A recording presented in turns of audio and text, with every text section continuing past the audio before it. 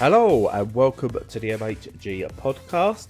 As usual, life can be a little bit miserable, life can be a little bit dark, so we're here to bring you as much light and as much joy as we possibly can. I'm Bradley, joined as ever by the incredible, magnificent Stu. How you doing, Stu? Oh, it's pretty good having you as my hype man. That's good. Yeah, I'm not sure I deserve it, but I'll take it. I'm a great hype man, honestly. They take me to all the rap battles and everything. Yeah, I can imagine you geeing up the crowd, getting them crazy. Yeah. I'm so like somewhere in South Detroit. Doesn't exist, but that's my reference. One of those underground rap battles. Eminem's there. K-Dog. I don't know. I'm really not up with my rappers. But I only know really. There's Eminem, there's Tupac, and there's Biggie. And that's about as far as I go. Yeah, there's a couple more fairly big ones, but yeah, that'll do, won't it? And then a couple of them went weirdly off the deep end. Oh, yeah. Like Trumpism and stuff like that. Yeah. That Snoop Dogg. Kanye. Kanye basically lost his mind. And, I know we shouldn't laugh because it's horrible when anyone loses their marbles because it's a mental thing, but Jesus. Yeah. Just, you can't go like, because he did do, this is going to be the whitest I ever sound. He did do gangster rap, didn't he, at one point, Kanye? Probably. I didn't pay a lot of attention, to be honest. And I'm really sorry for anyone that's into sort of like the rap scene. And I guess the whitest I will ever sound, I promise. But to go from that to then sort of like simping for Trump, yeah, that was hilarious. That's pretty depressing and disgusting. He's a legitimate crazy person because whatever he's doing, he's decided that he's not going to take his meds. He's not going to listen to anybody else, and he's going to be a Nazi. Yeah. So it is. But the people around him do need to help him as well. Oh, absolutely. Whenever someone's got mental issues, it's the people around them that've got to help them, because otherwise you're just enabling them to go further and further. Yeah. So, how did we get here? Who knows? Could be because I'm avoiding having to talk about everything being absolutely fine in the UK. Absolutely of course. Fine. Nothing going on here. No problems whatsoever. No. Absolutely. You can go and give your opinion on Sky News and not get harassed and called a pedo and chased out your town. Yeah. That could happen. That's fine. I saw that. So bad. You could be an Asian man being interviewed on the street and not be set upon by a bunch of council estate alcoholic mums. That's fine. That won't happen here. Didn't see that one, but, I can totally imagine it. Oh, it was horrible. Poor bloke that stood there. He was just talking. I thought it might have been Sky News again. It might be BBC. I don't know. And he's just like talking about, how are things for you in this country at the moment. He's talking like, do you know what? It's not great. Most people are good, but it's not wonderful at the moment. Nothing over the top.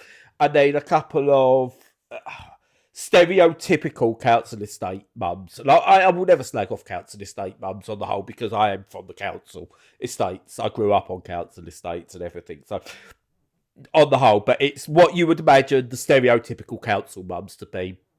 Alcohol in hand in the morning. They're running around there screaming of racist abuse out of me interviewing the thing. Getting as close to violent as they can without actually being violent. That level of aggression and threat. Yeah. And the guy, he doesn't want to engage, but then they set upon, I can't remember if it was his wife or another family member or something, but then they set upon, another member of like who he knows, and he's got a step, and it's just horrible to see, and these people are being emboldened by our media who will go, oh no, this is bad, but they glorify them. And it's just like, it's horrible. I know, it makes me so angry. It's just horrendous. Just nothing much we can do other than try and be the opposite and get the word out on the podcast to at least a handful of people that we don't support this. Although, It has led to one of my favourite jokes this last week that I've heard. Oh, go on. How does painting flags on roundabouts and hanging them from lampposts protect our women and children? Go on. Because the offenders are painting roundabouts and putting flags on lampposts. Oh, yeah. Yeah, I've heard a variation of that one. Yeah, I do. It's just like, it's funny. Very true. Because it's true. It is funny because it's true. And I was going to say, it's not a joke. People said, like, those that are out there protesting outside the hotels said, like, you probably stood to more abusers and sex offenders in the mob than you are shouting against. It's really, you looking at it going, we are living in pre-1939 Germany at the moment. The fascism is winning. Yeah, it is. It's on the rise, and it's terrible because it's not the majority of people, but it's enough for it to cause a political slide. And if the problem is that the right are in the ascendancy, but mainly because the left are courting them and the centrists are courting them. So you've got the likes of the Labour Party, so-called, who are basically the Tories in disguise. And because they're not clamping down on any of this, then you've got Reform coming forward and doing surprisingly well. And then the Tories and Labour trying to mimic them to get their popularity. And it's just, it's a terrible state to be in. And the use, like Sky News especially, don't help. They had the new leader of the Green Party on, I think, and they was like asking questions. This might have been on the BBC. It all blends into one, like the actual interviews that they do and everything when you see them. And they went, "Why are you not more? You're a fringe party. You've got like four seats, etc., etc. Why are you not?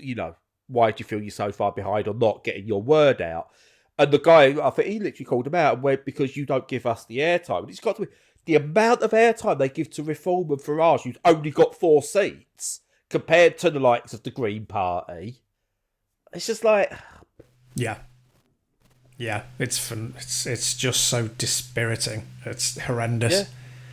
Yeah. And if you're someone who does believe in equal rights for everyone, like, I hate saying believe in it because it's just something that should be a given, but for trans people, for anyone in the LGBT community, for anyone, for refugees, no matter your skin colour, your religious beliefs, whatever. If you believe in those equal rights for absolutely everyone, there's not a party to turn to because they've all got seemingly some kind of hater in their ranks. That even Corbyn, who was at one stage our last great hope, he's your party, has just taken us to quite a high level, a guy who's a known transphobe, and is on social media arguing with trans people about their existence. And it's just like, are you just going to pander as well now? Because it's like, even the ones that you go, you're as close to decent as we're going to get,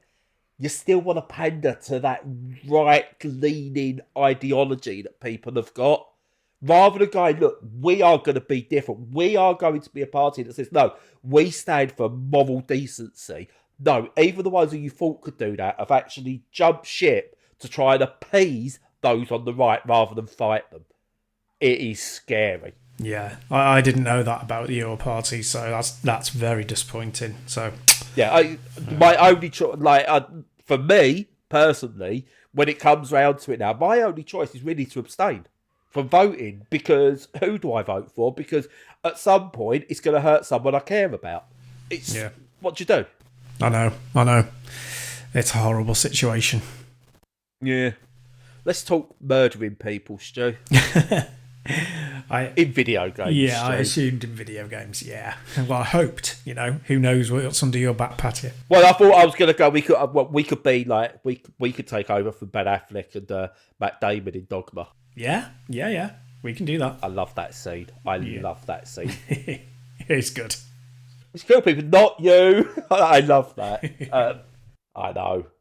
Anyway, sorry, Shinobi. That doesn't star Ben Affleck, does it? Or Matt Damon? Or does it?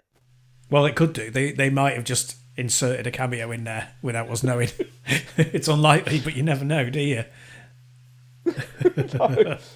But yeah, no, I've been. It features the plot of Gone Girl. Yeah. Now that would be something. Yeah, no. I've been What are you playing playing? this week, and obviously that's been the highlight. Well, not necessarily, not automatically going to be the highlight, but it was the highlight, which is nice and not bad considering that I've been playing a lot of UN Squadron because I just decided to get my SNES out again and fire up UN Squadron and try and complete it on one credit and. Go hard going as usual, but it's such a good game. Just absolutely love UN Squadron.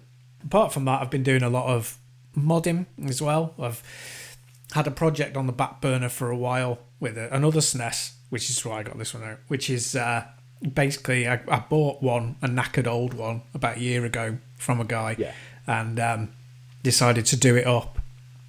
And I've got it all ready and nice now, and it's got like a custom shell, looks really gorgeous, and I've like done a full region mod on it so that you can play any region games and any 50 or 60 hertz speed, and that looks fantastic. So I'll be putting that up for sale soon, and You love modding, don't you? I do. I absolutely love it. I love doing electrics. It's really relaxing for me, and feel a real sense of accomplishment when it's done, And I've got on my shelf at the moment. I've got. Do you remember the flight stick that I gave you modded and then gifted back to me? But that's got quite a place at the moment on my shelf. Oh, cool. Because I was getting stuff out, going through. Do you know when you go through? I've got a bunch of arcade sticks I'm going to sell and stuff like that just to get rid of them because I'm not using them.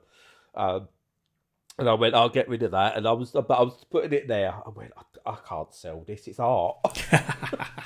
It's beautiful. I can't sell it.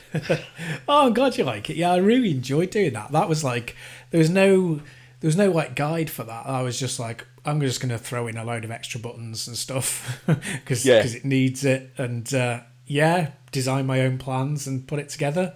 Yeah, I really enjoyed doing that one. It's really good. I might one day, like when it's you got the equivalent of today's powerful PCs in a small little box that you can plug into the TV. I'll get that out and play some Flight Simulator on the TV again. Yeah, why not? Hey, because but no, I love your modding projects. But I do mainly software modding, I suppose, in a way, because I've just installed on my Steam Deck. I found out about the source ports of or the PC ports of Wipeout and San Francisco Rush 2049. Right.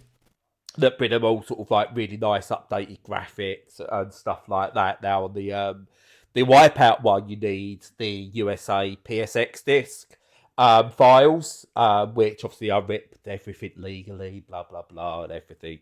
And then you just place that in a folder with like all the other stuff and run the like the modded exe that it's got, and it just does its magic, and it's brilliant.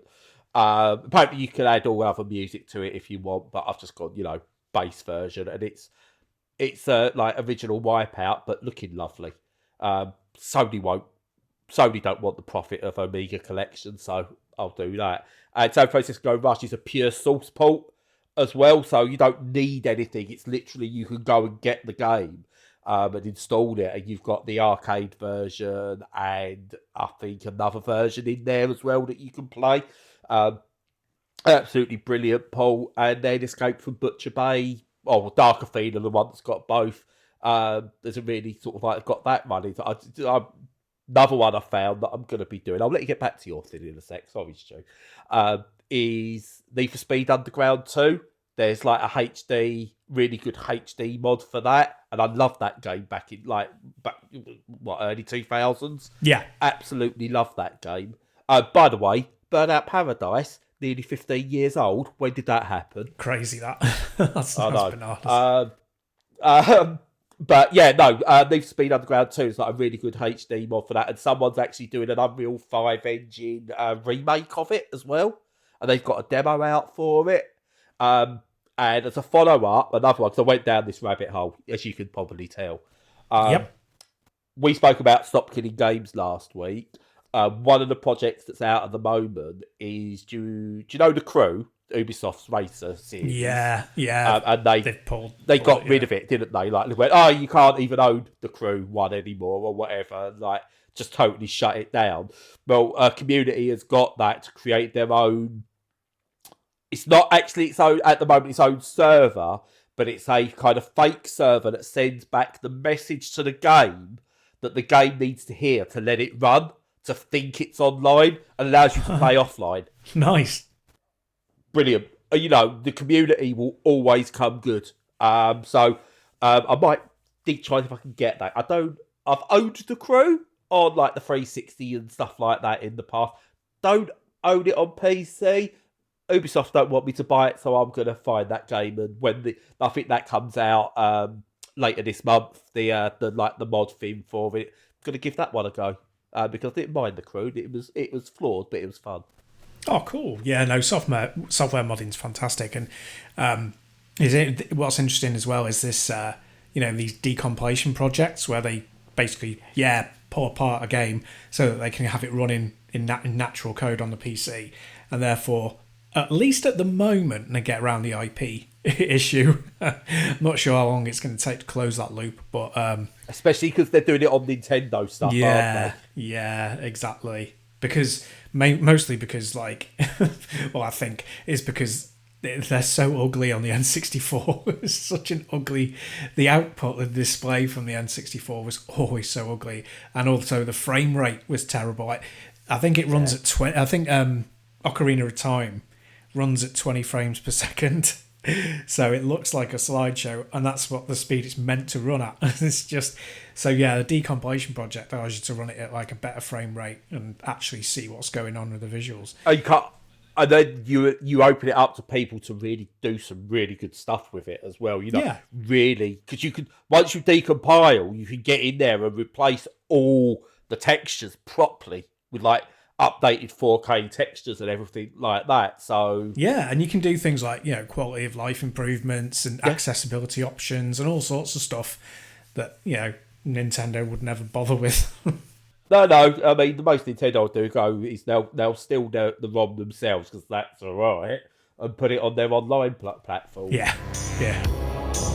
What are you playing? Yeah, I mean, going back to Shinobi.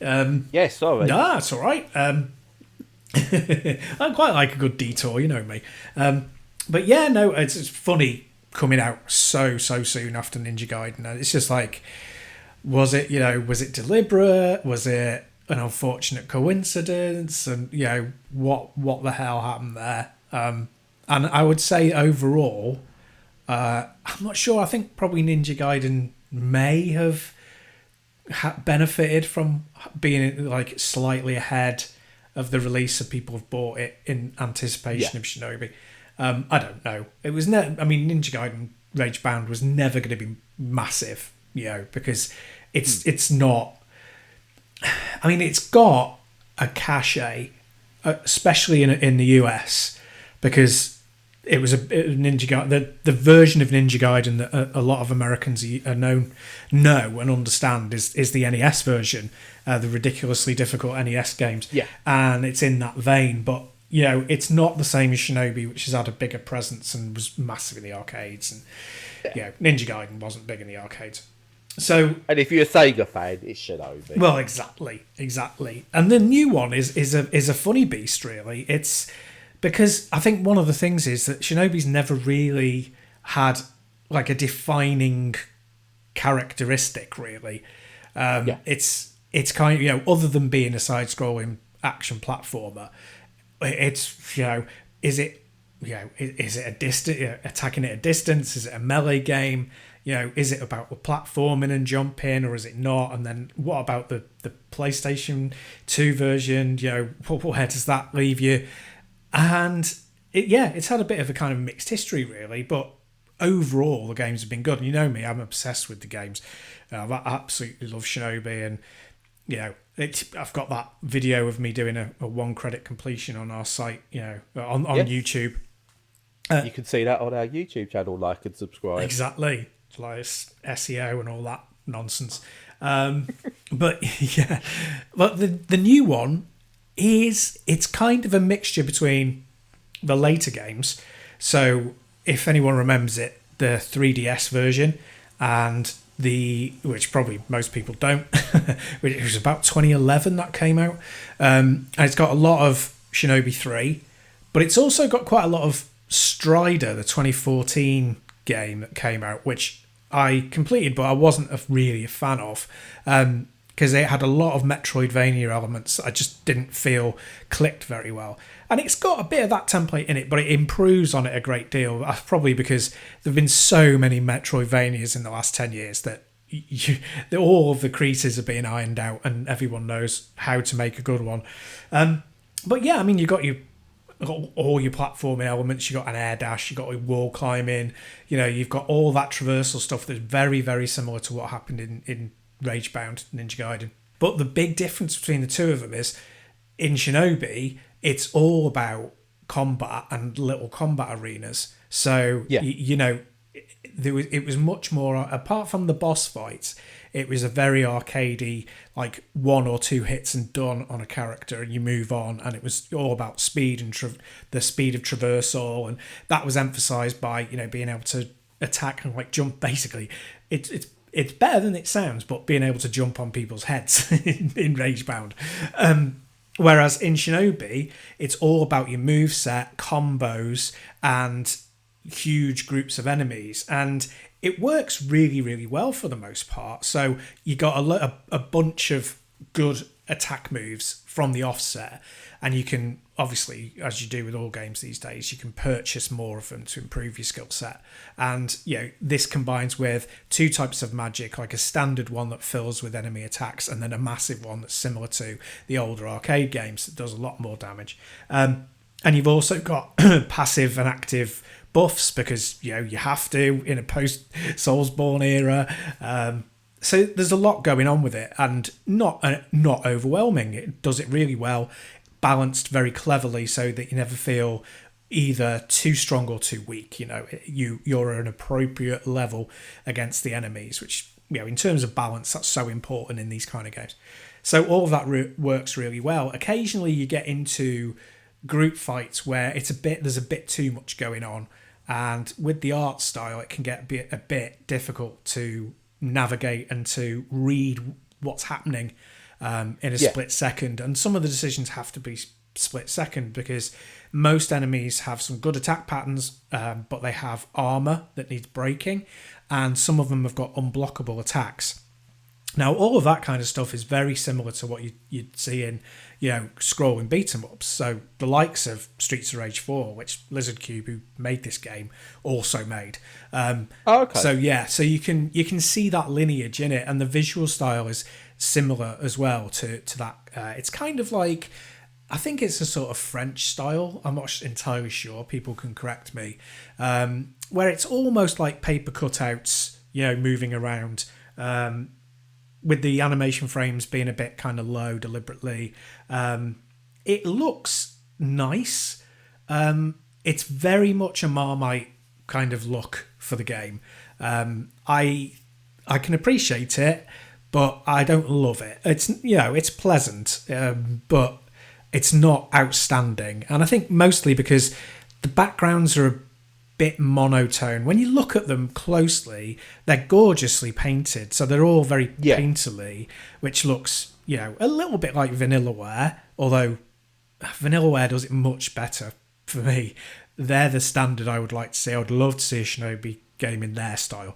Anyway, that's the big chest and everything. Well, maybe not that side of it. I could live without gigantic knockers, if you know what I'm saying. I'm on about the guys as well. We know this from Vanillaware. They're guys of massive pets. Oh yeah. Equal opportunities. Yeah, if we weren't in a patriarchal society, it would work perfectly as a kind of visual gag, because everybody looks disproportionate. But the huge bouncy knockers, you can't really get away with them. No. Anyway, so not good for a ninja either. Yeah, no, not really. So Sans massive knockers. Joe Musashi is attacking all of these people in a, as I say, pleasant environment. but it's not outstanding. But it's good enough, and some people will absolutely love it.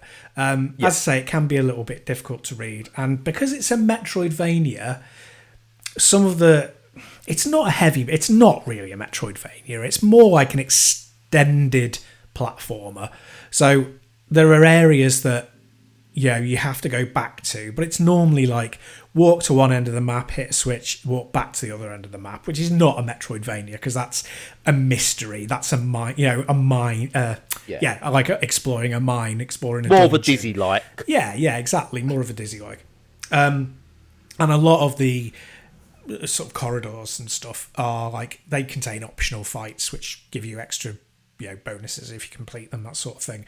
But that non-linear approach, it works, but I would say only just. It kind of teeters on the edge. It can be a bit boring. It can knock the flow back. Not very often, but just every now and again, you'll just be like, God, can I really be asked, scanning all of these rooms, going through all of these rooms, and can't I just get back to jumping between platforms and hitting people in the face? Yeah. But, I understand the need for it as well. And I think it will hit a wider audience just by being able to be described as having Metroidvania influences. But it is a really excellent game. The combat mechanics are really, really tight. They're so sharp. And the sound effects are brilliant. And that's so important, that feeling of heft and power and weight and solidity, and it manages to do that really well in a 2D style. And yeah, I'm about I think half the way through, because it's a very big game. It's bigger than Ninja Gaiden. Oh really? Yeah, it's really big. Wasn't the original Shinobi famously quite short? Yeah, they're like ridiculously difficult. So that they can sort of pad out, how long the game actually is. But yeah, my completion on the original Shinobi was like 15 minutes for the entire game. So yeah, this is substantially bigger. I'm up to about 15 hours at the moment and about halfway through. So yeah, it's big. What's that, 20-to-1 increase? Yeah, something like that. So, but yeah, no, it's fantastic. It's a fantastic game. It's got really excellent fighting mechanics. The character designs and the enemy designs are brilliant. I absolutely love them. If they're supposed to be grungy and slimy, they feel it. If they're meant to be metallic and sharp, they feel it. And I love that. They've just nailed it. They've nailed that style perfectly well, and there's lovely callbacks to the old games as well, all dotted all the way through it. They clearly love the games. Cool. So yeah, it's excellent. It's personally, I prefer Ninja Gaiden, but there's not a massive amount in it. There's like in a 1 to 10 point scale, there's probably like 1 point difference, even maybe only half a point difference in it. Which is why we don't score games on this podcast. That's right. Because it's a pointless endeavour. It is. And ultimately, at the end of the day, I want to say to people, just go and buy it. Not, it's this scored this and that scored that, so don't buy, this one, buy that one. Nah, buy them both. I'm thinking traffic light system would be better than scores. Could be. Buy it, maybe, get it. No, don't buy it, maybe get it. I was going to say that's a green, amber, green situation. I'm not sure that would work. That's an amber sandwich. Amber sandwich. Like it. I've had an amber sandwich. No, I won't. No. Let's not go there. No. I think my experience with Shinobi first went back to not the arcade, but I'm pretty sure, now you can correct me if I'm wrong, because obviously I was younger and things get hazy. I had the 3 games in one, 6 game in one carts with the Mega Drive that everyone would have got for Christmas at one point. Oh, yeah. And I'm fairly sure it was on one of those. It wasn't on the Altered Beast one that I had. That was something else. But I'm fairly sure it was on one of those, because I don't remember having it as a standalone game. Yeah, it was. I think it came... I think Super Monaco Grand Prix was one of them, was it? Which would be Pack 2. Pack 1 was Altered Beast and stuff. Yeah. And Pack 2 was Monaco Grand Prix, because I did have that. So yeah, Shinobi, it might have been on that one then. Yeah. Because it was a great way, like someone would go, can I have games? Yeah, you can have this one. Look, it's got 3! So good. Yeah. Fault jokes on you, they was all bangers. I know. Yeah, I know. But so that was my first experience of it, and I always had a soft spot for Shinobi as well, because do you remember back on, people probably played it on Amiga and other stuff, but I only had it on, or played it on the Commodore because my uncle had it. It was a beautiful big box Commodore Ninja. Oh yeah, well, the last Ninja, or Might have just been called Ninja. There might have been last Ninja. It was a black box, and it just had like, on the artwork was literally just like the slit of like their mask and a sword across his face. yeah, A blade across his face. yeah. I think was that the last Ninja? I think Last Ninja had that artwork. What? I'll Google it. Can't ever remember playing it, okay? But my uncle had it as a big box on his Commodore, and it was just, oh my god, I love that. That's one of the first things that I think probably got me into graphic design, because I looked at it, I just went, that, when you looked at other stuff, and it was just like crude drawings and stuff, and then you saw that as artwork on a box, it was like, oh my god, that's amazing. Yeah, too right. That was great. And then when I saw Shinobi, I think I got confused. I went, oh my god, it's that. And it wasn't that, obviously.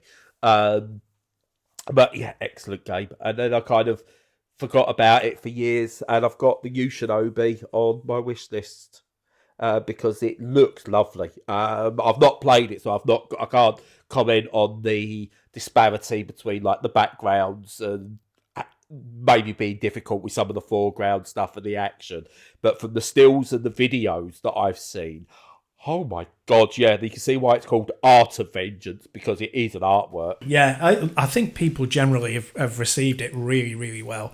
I really love the aesthetic. Yeah, as I say, it's not necessarily for me, but I really appreciate the work in it, definitely. Yeah, oh yeah. It's but yeah, no, it's definitely one that's on the list when my eyes are better. Now, obviously, you mentioned Metroidvania.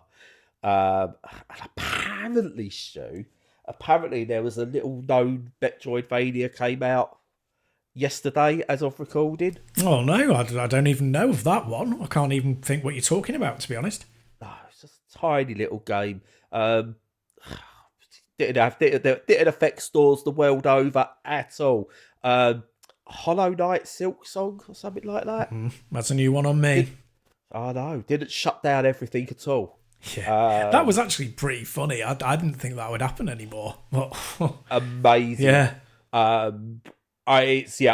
made up for Team Cherry. Regardless of my thoughts on the games where I think they are. Well, the Hollow Knight is excellent. Just not for me. I bounced off it more than once. Yeah, me too. Because but the quality is there, and I appreciate why people love it. It was a bit too long for me, and I got bored of it eventually. That's on me, not a game problem. That's a me thing. So I have been given, like, legitimately. Not via review code or if it was kind of sorted bought for me. I have got Silksong. And I have to say, just purely so we can do this, a bit of SEO, get people to maybe listen. I've played Hollow Knight Silksong and it's fucking shit. Hey, you promised you were going to do that last week. Yeah, there's the title. You need to obviously fudge the swearing. It's fudging bad or whatever, I don't know. No, it's not. It's really good. It's really, really good. I've played tried it last night briefly. I got suckered in.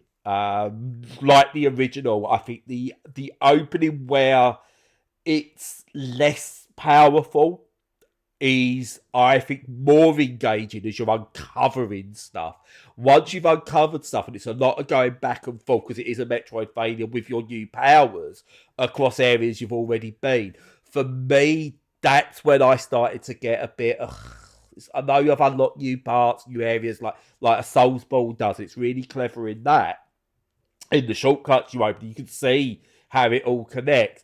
But in the original, that kind of got a bit. I've been here already. I don't know. And that kind of what put me off. That trudge you had with it. This, I don't know if it will have that or if they've improved it. It's a longer game apparently. It's like the speedrun achievement's a 30-hour speedrun. What? Yeah, I know that's the speedrun achievement. or one of the speedrun Oh my achievements. God. I know.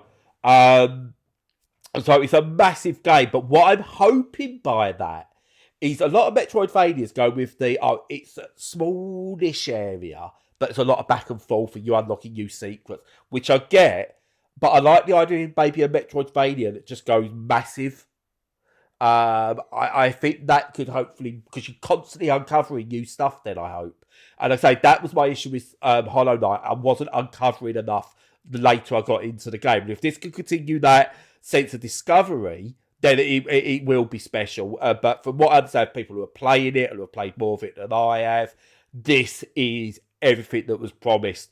This had all the danger of being one of those games where it was overhyped. Everyone was so desperate for it that it could never live up to that hype. But thankfully, not only did it crash the internet or the game inside of the internet, so like you couldn't even. I was trying to look something up on Steam in preparation for today, and I couldn't do it, which was quite funny. Yeah. But it's lived up to everything by the sounds of it, which is great. And it's Team Cherry. They're an outright indie team. They publish and develop their own game. It is. I think this will officially become the biggest indie ever. And I'm, as someone who loves indie games, absolutely proud of them. It's amazing, the achievement. It really is. Yeah. I mean, I'll be interested to see, how it plays out, how the game structures itself, because the thing with like Metroid, Super Metroid on the SNES, you thought of as a big game for an action game, and it was back in the day. So like a completion of that is about 10 to 12 hours, and a speed run is about an hour. So making it that big, you run the risk of not having enough content and not having enough discovery. And one of the best things about Super Metroid is that it's that increase in power. So you're frustrated because you can't get to an area, and then suddenly you can, and it's a breeze, and you're cleaning clocks left, right, and centre with all the critters that are about. And then it takes a while before you get to new areas where their power level is much higher than yours, and you have to up your game again. And it's beautifully structured like that, and you get like this every hour or so, maybe even less, where you feel like you're really leveling up, and you're discovering new things, and you're kicking ass in a much more effective way. Structuring that over 30 hours or more can be really, really, really tough. So I'd be curious to see how they get on with that side of it. But they've got the trust, I think. The 20 hours of Hollow Knight was a bit much for me. I think the bosses also became difficult, which was also a bit of the problem for me. But I've done a few Souls-like since then and stuff like that, so I'm hoping maybe I can start reading patterns a bit better and stuff. It's like, but I've got a feeling there's going to be. It's just we're looking at another year of video games in the indies that are just like special. Every time you think, well, this year's got to be the peak, it goes again. Yeah, I know what you mean. It's just. Definitely making up for the shortfall in the AAAs. It really is. Oh, definitely, because I've also going to come on now. We'll do the proper intro bit, because linking it to this is a game I've been playing, which is our featured game. So if you bear with me, let's go official for a second, Stu. Okay. Our featured game this week is Jotunnslayer, Hordes of Hell, which is out on PC now, and is a Vampire Survivors-like action roguelite bullet hell type game, where you basically get dropped into a world and enemies come from all angles and you have to walk around murdering them all. It's one of those, essentially. We've seen them before. I dare say we'll see them again. The question is it worth playing over any of the others? What does it bring to the table? So, if we take, I think we can all agree, the best Vampire Survivors game is Vampire Survivors. Yep. Yeah, we can agree with that. This isn't that, as good as that, but nothing can be. But it is a good one of those. So you walk around. It's set. And what I like about this actually, it's taken a different idea. Because Deep Rock Galactic was its own thing based off its own series. Obviously, Vampire Survivors, loads of different ones that kind of do other things. A lot of others that just try and be Vampire Survivors. This one takes Norse mythology and uses that as its basis. So lots of like your godlike, some of the harder enemies will be more like closer to godlike figures. There's like Viking, what they call them, Viking deities, deities. I don't even pronounce it. Deities, yeah. Deities, that's the word. And various different things that come across. And rather than it just being that, like in Vampire Survivors, this is where it does something a bit different, which I'm not sure I'm going, yeah, this is what it needs to do. But it's not a bad thing. It's rather than it being you walk around, you get random power-ups, and you then base your run on what you're picking up.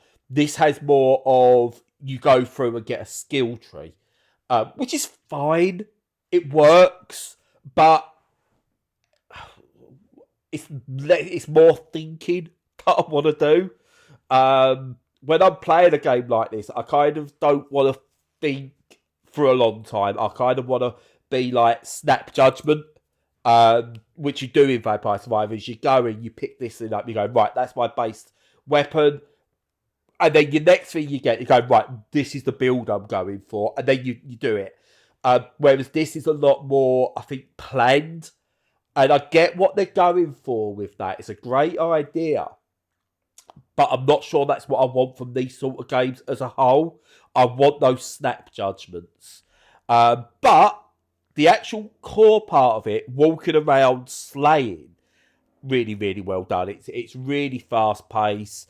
One of the things I think a lot of these games have on Vampire Survivors is they've taken the visuals to another level. Now, I'm not slagging off Vampire Survivors. I think that is...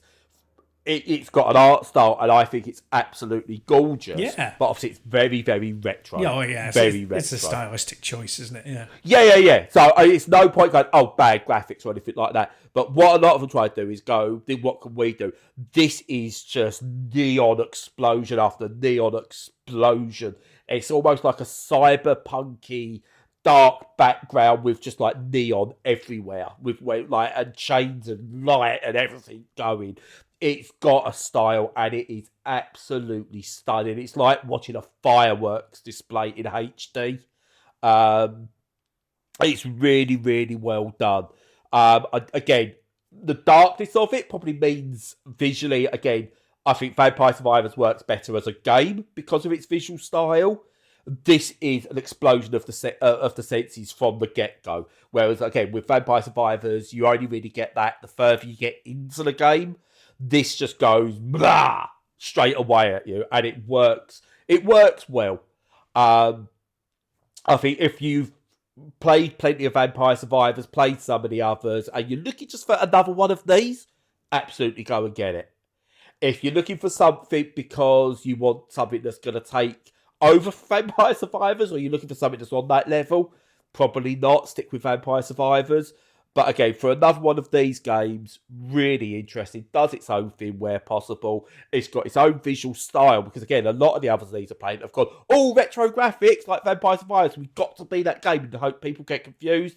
This has gone, no, look at us. We're just like, this is our game. We are this. Our influences are here. This is our game. It's fun to play it. So yeah, really good. Jotunnslayer, Hordes of Hell, well worth picking up. Yeah, I mean, I can always have another Vampire Survivors, like, I really can.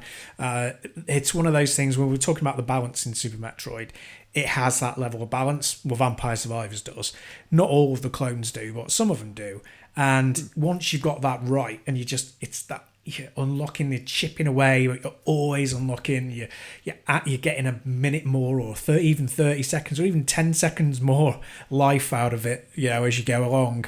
It's so addictive, and it's one of those games that 60 hours feels like you've only been doing it for 2 or 3, Yeah, fantastic. Yeah, definitely. I've probably put about 10 hours into this. I thought I'd only done a couple.